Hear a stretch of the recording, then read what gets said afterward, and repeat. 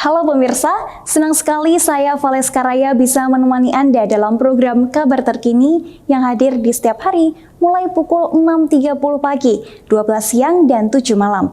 Selama 30 menit ke depan, tim redaksi kami telah menyiapkan rangkaian ragam berita pilihan, diantaranya politik, peristiwa, ekonomi, sosial budaya, hingga kuliner. Berikut ini informasi selengkapnya. Berita pertama datang dari Semarang, Jawa Tengah. Tim penyidik Kejaksaan Tinggi Jawa Tengah akan segera menetapkan tersangka dugaan korupsi badan usaha milik daerah PT Cilacap Segera Arta, di mana proses pengumpulan barang bukti terus berlanjut hingga saat ini.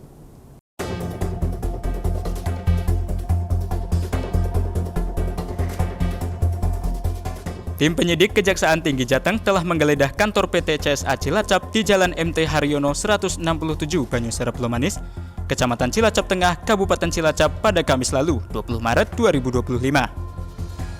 Ada 9 tim yang diterjunkan dalam kegiatan tersebut. Asisten Pidana Khusus Aspidsus Kejati Jateng, Lukas Alexander Sinuraya, mengatakan, penggeledahan ini dilakukan untuk mengumpulkan dokumen terkait dengan dugaan tindak pidana korupsi atas pembelian tanah seluas 700 hektar. PUMD PT CSA membeli tanah senilai 237 miliar rupiah dari PT Rumpun Sari Antan. Uang sudah dibayarkan, akan tetapi tanahnya tidak ada.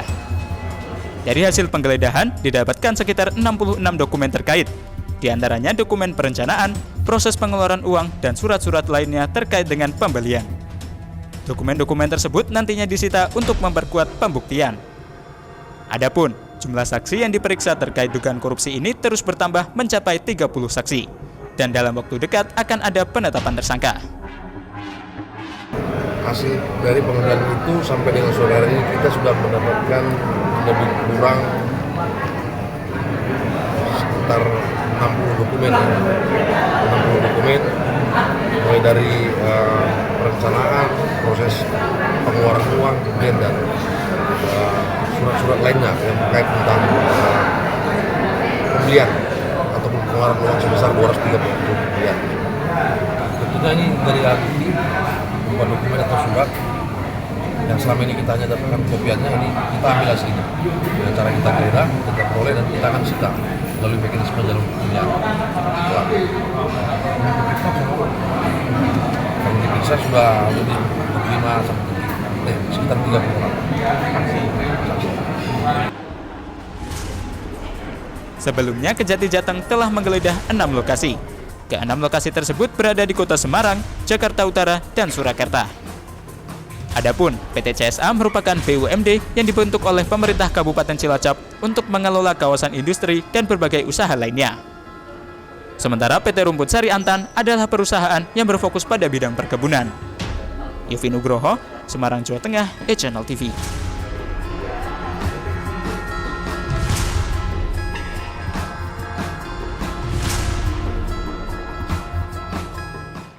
Pemirsa, puncak arus mudik lebaran tahun ini akan terjadi pada 28 Maret 2025 nanti. Diperkirakan akan ada 14.000 lebih pemudik akan masuk melalui Bandara Internasional Ahmad Yani Semarang. Berikut ini informasi selengkapnya.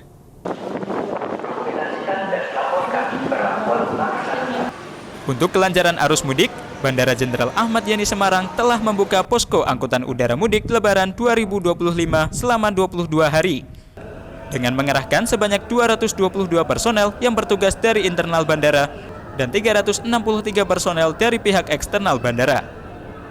General Manager Bandara Jenderal Ahmad Yani Semarang, Fajar Purwowidodo, mengatakan, puncak arus mudik diprediksi akan terjadi pada 28 Maret 2025 dan masuk 14.000 penumpang yang melakukan perjalanan mudik melalui Bandara Jenderal Ahmad Yani Semarang. Arus balik juga akan terjadi pada 6 April 2025 dengan prediksi sekitar 13.000 penumpang akan melalui Bandara Ahmad Yani Semarang.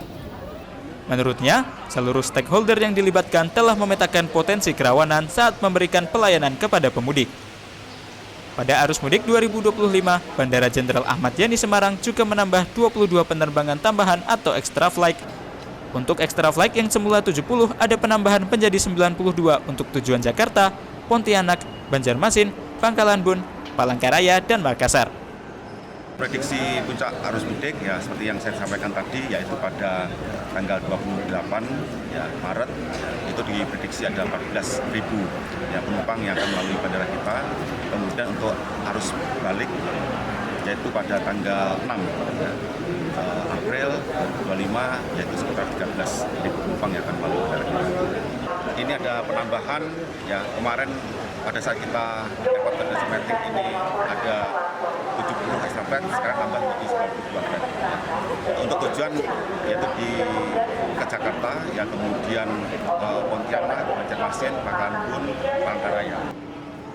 Sesuai prediksi sebelumnya, selama masa arus mudik balik Lebaran tahun ini, diperkirakan ada 171.000 pemudik yang melalui Bandara Jenderal Ahmad Yani Semarang. Yofi Nugroho, Semarang, Jawa Tengah, e-Channel TV.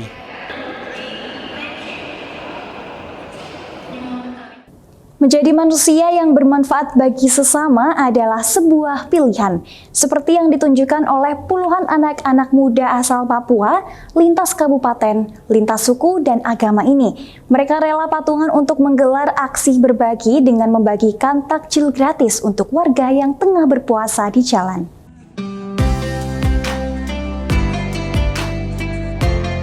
Bulan suci Ramadan menjadi momentum untuk mewujudkan toleransi, baik agama maupun suku. Inilah yang ditunjukkan oleh anak-anak muda asal Papua di Yogyakarta. Salah satu kegiatannya dengan membagikan takjil gratis untuk pengendara. Titik 0 km Jogja dipilih sebagai lokasi kegiatan. Para pengemudi yang berhenti di lampu merah, warga yang melintas, hingga wisatawan tampak senang dan antusias menerima paket takjil berisi makanan ringan.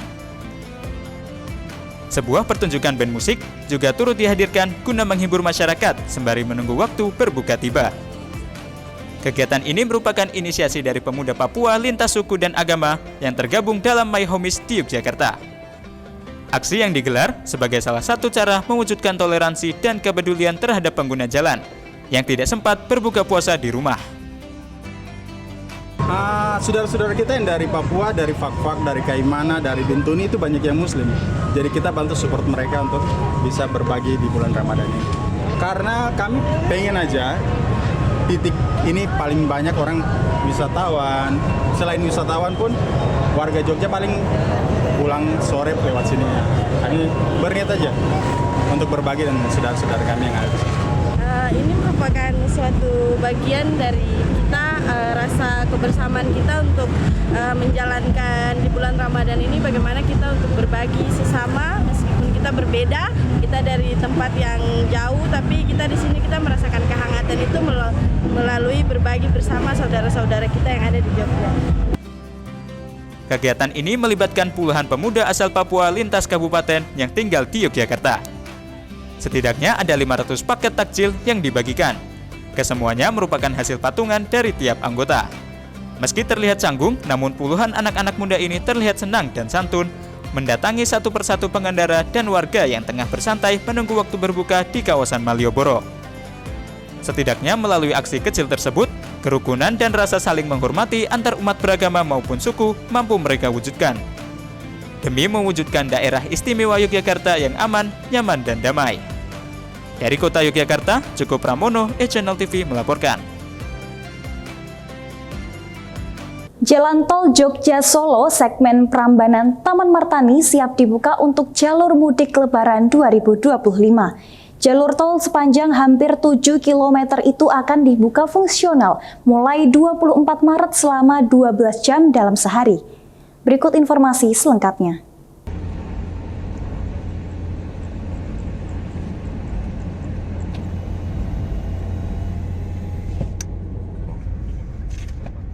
Guna mendukung persiapan mudik Lebaran 2025, Jalan Tol Jogja-Solo siap digunakan hingga exit Taman Martani di Kalasan Sleman. Petugas Jasa Marga bersama Ditlantas Polda DIY mengecek persiapan akhir jelang dibuka pada 24 Maret lusa. Nantinya jalan tol akan dioperasionalkan penuh dari Solo hingga gerbang Prambanan. Sedangkan dari Prambanan ke Taman Martani akan dibuka fungsional selama 12 jam sehari, sejak pukul 6 pagi hingga 6 sore. Tol fungsional akan dibuka gratis sepanjang 6,7 km.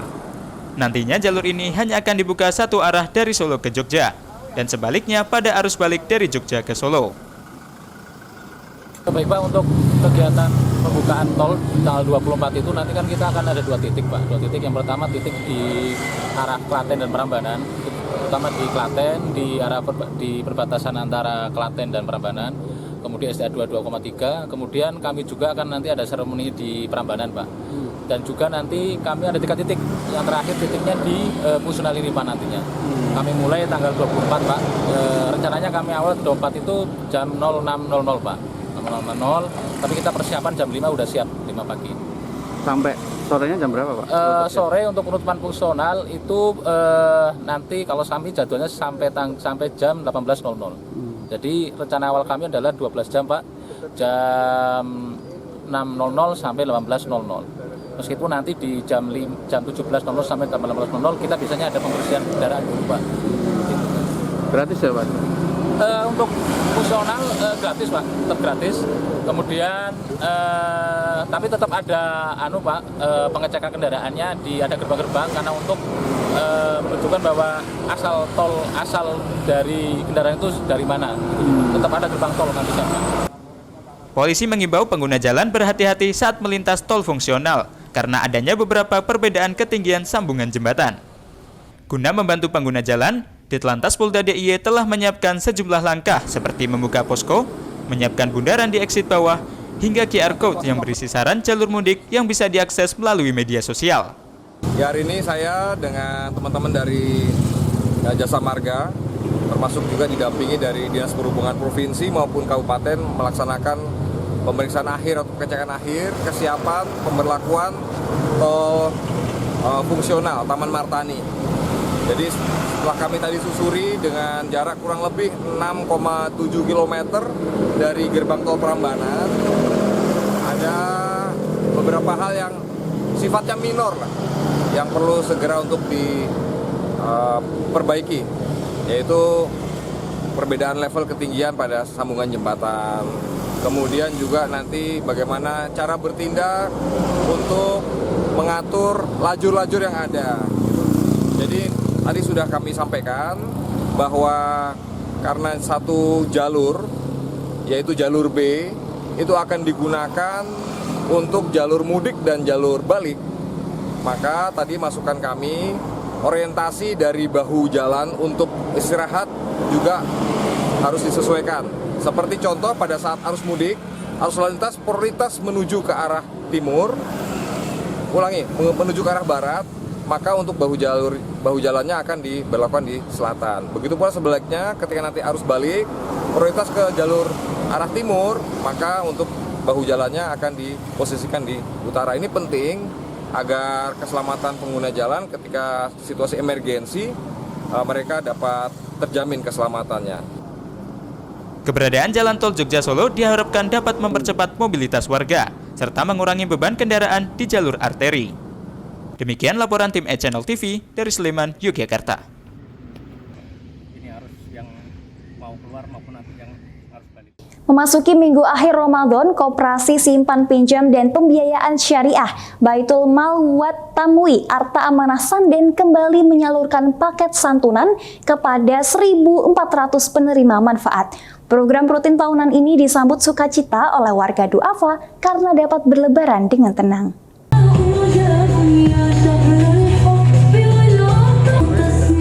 Rona keceriaan mengiringi langkah anak-anak yatim dan disabilitas ini menuju pendopo Kapanewon Sanden Sabtu sore.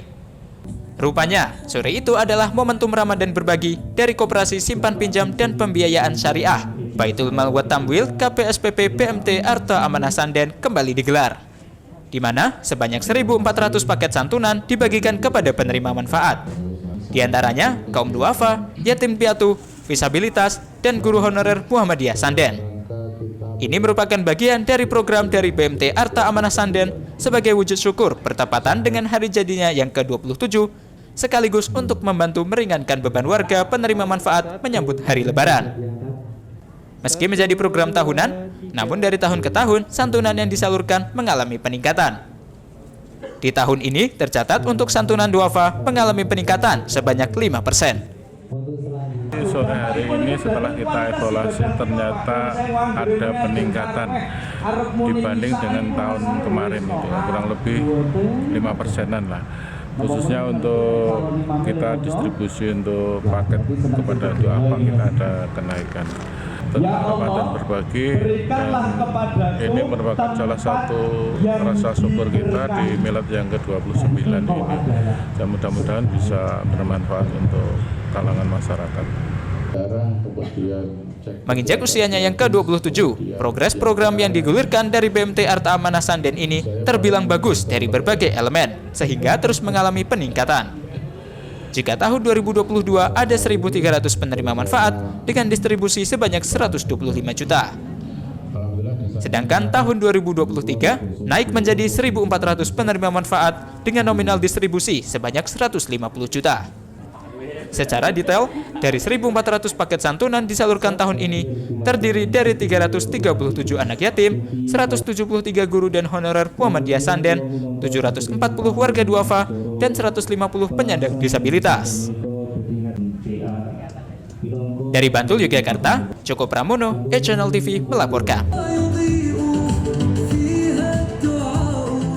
Tim gabungan yang terdiri dari DPUPR, BPBD, dan Dinas Lingkungan Hidup Karanganyar membersihkan material pohon tumbang akibat hujan deras dan angin kencang di mana kondisi terparah yang terjadi di alun-alun berakibat 3 orang tertimpa pohon. 1 dari 3 korban tersebut meninggal dunia.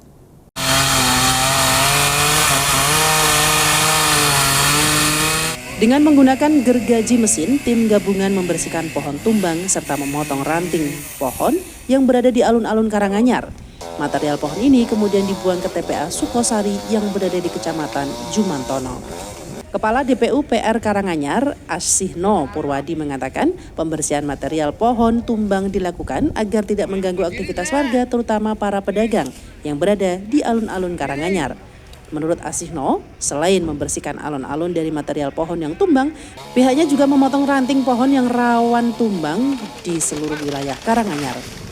Ini tugas kami sesuai dengan tugas kami adalah evakuasi, kemudian mengamankan pohon-pohon yang tumbang kemarin. Kita bawa ada yang dibawa ke TPA Sukosari, kayu-kayunya kita bawa ke Alkal di Jumantono. Ini bersama BPBD dan Dinas Lingkungan. Kalau daerah rawan semuanya di rawan ya Pak ya untuk pohon tumbang? Potensinya ada, tapi kesiapsiagaan kita lakukan bersama KUPT yang ada di DPUPR ini ada 17 UPT ditambah 2 UPT Alkal dan UPT Air Limbah siap juga. Sementara itu, Kepala Pelaksana BPBD Karanganyar Hindro Prayitno menjelaskan, berdasarkan informasi dari BMKG, hujan deras dan angin kencang masih berpotensi terjadi hingga akhir bulan Maret mendatang. BPBD Karanganyar menghimbau masyarakat meningkatkan kewaspadaan. Yang kemarin banyak pohon tumbang sekitaran alun-alun dan dahlan. Jadi sudah kita gerakkan, kemudian juga Pak Bupati, Pak Wakil Bupati juga hadir memberikan semangat dan apresiasi kepada relawan yang hari ini bahu-membahu membersihkan puing-puing pohon yang kemarin tumbang. Jadi untuk potensi atau prediksi cuaca ekstrim ini gimana dalam sepekan ke depan? Sesuai dengan perakiraan dari BMKG ini kan diprediksi nanti sampai akhir bulan Maret ya. Tentunya kepada masyarakat untuk selalu waspada terkait dengan cuaca ekstrim yang nanti mungkin bisa terulang lagi di kabupaten. Sebagaimana diketahui, hujan deras dan angin kencang menyebabkan pohon tumbang di wilayah Karanganyar. Kondisi terparah terjadi di alun-alun Karanganyar. Pohon tumbang mengakibatkan 3 orang tertimpa pohon, 1 dari 3 korban meninggal dunia. Iwan Iswanda, E-Channel TV Karanganyar, Jawa Tengah, melaporkan. Wali Kota Solo Respati Ardi meninjau langsung bahan bakar di SPBU Manahan. Sidak yang didampingi Pertamina Patraniaga Regional Jawa bagian tengah ini melakukan sejumlah pengecekan mulai dari kadar, suhu, hingga takaran bahan bakar yang spesifikasinya harus sesuai standar.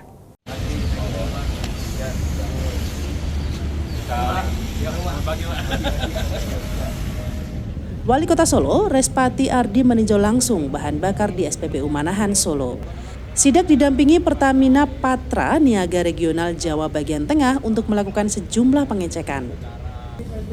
Pengecekan dimulai dari kadar, suhu, hingga takaran bahan bakar yang spesifikasinya harus sesuai standar. Wali Kota Solo turut menyampaikan upayanya dalam mengawasi kualitas bahan bakar Pertamina terlebih jelang arus mudik Lebaran. Kita tadi dilihat mulai dari sistem dari atas, standar SPBU, pengecekan kadar, yang digital ternyata sudah ada pengawasan, sampai kita ukur pakai pasta air, kita cek kedalaman dan tidak ada perubahan, sampai kita cek, kita panggilkan ahli dari BMK meteorologi, juga dicek untuk berat jenis, takaran semua aman. Di sini saya ingin sampaikan ke masyarakat jelang mudik, kemarin sudah koordinasi dengan Prokopimda Jawa Tengah. Jawa Tengah salah satu favorit tujuan utama mudik, jadi kami koordinasi dengan Pertamina di sini menjaga ketersediaan bahan bakar dan memastikan tidak ada apapun, kualitas tidak ada yang tercampur apapun dan semua dalam keadaan optimal. Itu. Bentuk pengawasan untuk antisipasi agar kejadian kemarin tidak terulang. Jadi saya sampaikan dari pihak Pertamina itu pengecekannya setiap hari, setiap pagi, dan itu nanti akan didokumentasikan. Nah ini menjadi pengawasan selama mudik Lebaran nanti. Dari ukuran mas sendiri ada berapa mas yang? Makanya komen awal di bocoran. Ya biasa ini. Tapi lucunya tadi itu memang agak anehnya tidak ini mas ya, tidak banyak, tidak serentak, cuma satu pelanggan dok yang kendor. Ini yang perlu saya cari tahu. Kenapa hanya satu pelanggan dok? Yang lain kok enggak? Itu. Jadi tetap kita awasi bersama karena ini adalah bahan bakar milik pemerintah. Mari kita awasi bersama. Jadi kalau di masyarakat ada kritik yang membangun, jangan sampai saling merugikan. Dari Solo, Jawa Tengah, Anur, e-Channel TV. Polres Magelang Kota memusnahkan 683 botol minuman keras berbagai merek.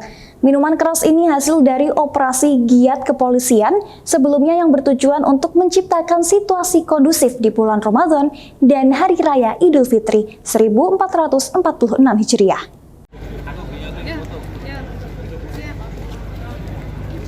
Polres Magelang Kota memusnahkan 683 botol minuman keras berbagai merek. Minuman keras ini hasil dari operasi giat kepolisian sebelumnya yang bertujuan untuk menciptakan situasi kondusif di bulan Ramadan dan Hari Raya Idul Fitri 1446 Hijriah. Pemusnahan barang bukti miras berbagai merek ini dilakukan di halaman Mako Polres Magelang Kota, disaksikan jajaran Polres Magelang Kota dan Forkopimda Kota Magelang. Perlu diketahui bahwa barang bukti yang dimusnahkan pada hari ini adalah barang bukti yang sudah memiliki kewenangan penyelidikan berupa minuman keras berbagai merek sejumlah 683 botol yang diperoleh dengan hasil kegiatan rutin yang dioptimalkan atau RWO dengan operasi sekat tahun 2025 Polres Magelang Kota menjelang Hari Raya Idul Fitri 1446 Hijriah. Kegiatan ini merupakan bagian dari upaya Polres Magelang Kota penindakan penyakit masyarakat yang dilakukan secara rutin dan berkesinambungan dengan menciptakan situasi kamtipmas yang kondusif di wilayah Kota Magelang pada saat masyarakat melaksanakan ibadah di bulan suci Ramadan dan Hari Raya Idul Fitri. Hal ini berdasarkan hasil analisa dan evaluasi terhadap terjadinya tindak pidana di wilayah Kota Magelang. Mayoritas diawali dengan mengkonsumsi minuman keras terlebih dahulu. Kegiatan operasi semacam ini akan terus dilakukan oleh kepolisian bekerjasama dengan Forkopimda, tokoh agama, tokoh masyarakat, dan tokoh pemuda guna menciptakan kondisi Kamtipmas yang kondusif. Dari Magelang, Jawa Tengah, Nurul Abadi, e-Channel TV.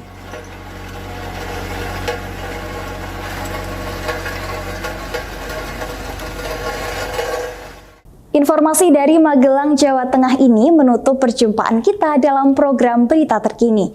Saksikan selalu informasi terkini dan terpercaya yang hadir setiap hari dari pagi, siang, hingga malam hanya di e-Channel TV. Saya Valeska Raya dan tim redaksi yang bertugas mengucapkan terima kasih atas perhatiannya. Sampai jumpa dan tetap semangat!